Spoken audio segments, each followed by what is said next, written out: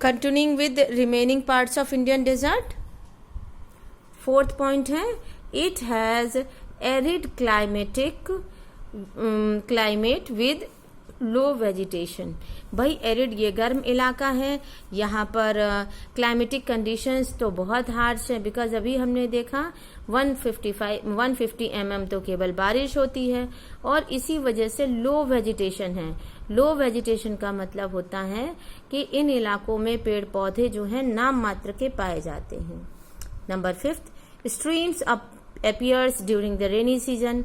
Rainy season के दौरान जो है बारिश की बौछारें वहां पर होती हैं। Soon after they disappear into sand, लेकिन जल्दी ही वो पानी की जो बौछारें आती हैं, स्ट्रीम्स आती हैं, वो जल्दी ही सैंड में गायब हो जाती हैं। तो वहां पर इसीलिए वाटर अवेलेबिलिटी जो है थ्रू आउट द ईयर बहुत पुअर होती है। Number 6 point, Luni. एक ये आपको याद रखना है लूनी नाम को। Luni is the largest river in this region. इस पूरे क्षेत्र की सबसे बड़ी नदी जो है वो लूनी है। Last point, the location is near the Indo Pakistan boundary.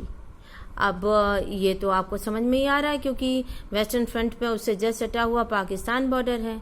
तो इस तरीके से हम ये स्मॉल 7 पॉइंट्स हैं जो हमारे इंडियन डेजर्ट को क्लैरिफाइड करते हैं। ओके, इसमें 1-2 पॉइंट्स हम बुक से भी ऐड कर सकते हैं। एक ये पैराग्राफ को देखें आप आपकी बुक में, इट इज गिवन देयर। ये काफी इम्पोर्टेंट लाइन है और कई बार इससे 1 मार्क्स का क्वेश्चन पूछा जाता है। व्हाट इज बारचंस, कई बार पूछा गया है। बारचंस जो हैं क्रिसेंट शेप्ड ड्यून्स होते हैं। क्रिसेंट मीन्स आधा चांद का जो शेप होता है उसको हम लोग क्रिसेंट शेप कहते हैं। बारचंस क्रिसेंट शेप्ड ड्यून्स होते हैं जो कि कवर करते हैं बहुत बड़े एरिया को। But longitudinal dunes become more prominent near the Indo Pakistan boundary. Indo Pakistan boundary के पास में ऐसे बहुत सारे ड्यून्स पाए जाते हैं। अगर हम कभी भी विजिट करते हैं जैसलमेर को, तो जैसलमेर के इलाके में ये बारचंस का समूह जो है हमें बहुत ही आसानी के साथ में नजर आता है। Now our next topic is the coastal plain. समुद्र के इलाके जो हैं, समुद्र के किनारे के इलाके जो हैं। फिर से एक बार हम अपने मैप को बहुत अच्छे से स्टडी करते हैं। अभी आप देखो यहाँ पर आपको बहुत सारे रिवर सिस्टम नजर आ रहे हैं। एक तरफ से side by side we are going.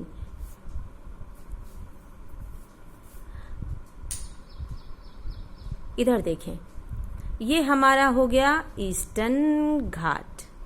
ठीक है, ईस्टर्न घाट की 4 मेन रिवर्स, महानदी, गोदावरी, कृष्णा, कावेरी। आराम से देखें, ये सब वेस्ट से फ्लो करती हुई ईस्ट की तरफ आती हैं। महानदी, गोदावरी, कृष्णा, कावेरी, ये ऑल 4 रिवर्स जो हैं ये डेल्टा बनाती हैं बे ऑफ बंगाल में गिरने से पहले। ठीक है, क्लियर हो गया। अब हम आते हैं वेस्टर्न घाट की तरफ। ये पूरा इलाका जो है वेस्टर्न घाट का है।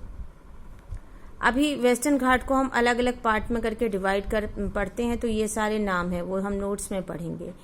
वेस्टर्न घाट की 2 मुख्य नदी के नाम यहाँ पर आपको दिखाई दे रहे होंगे, नर्मदा और तापी।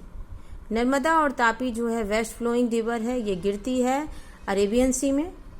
और अरेबियन सी में गिरने वाली रिवर्स जो होती हैं वो हमेशा क्या बनाती हैं, एस्चुरी।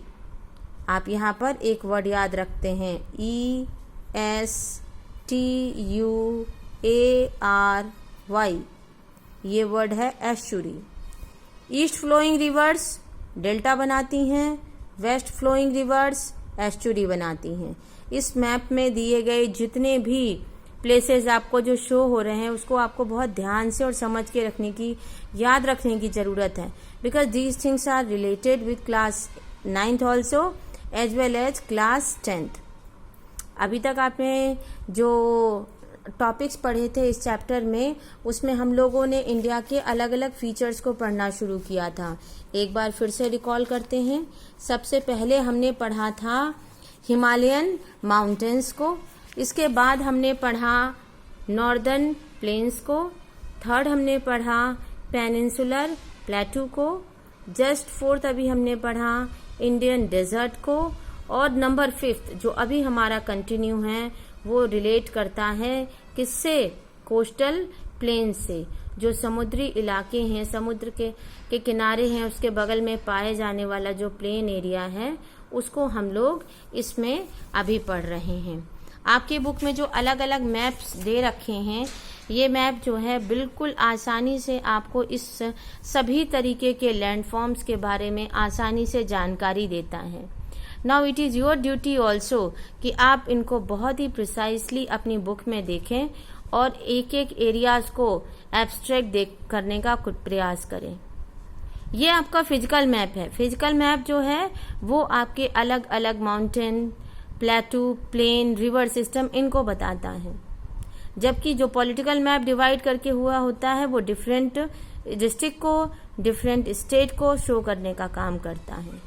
तो आपको अपनी बुक में दिए गए मैप को बार बार रिवाइज करने की जरूरत है, because it will maintain a deep impact in your mind while doing your map work कि which area is associated with Eastern Ghat, Western Ghat, Bay of Bengal कहाँ है, अरेबियन सी कहाँ है, इन सबको आपको बार बार बुक में जितनी बार आप देखेंगे उतने अच्छे से याद होगा।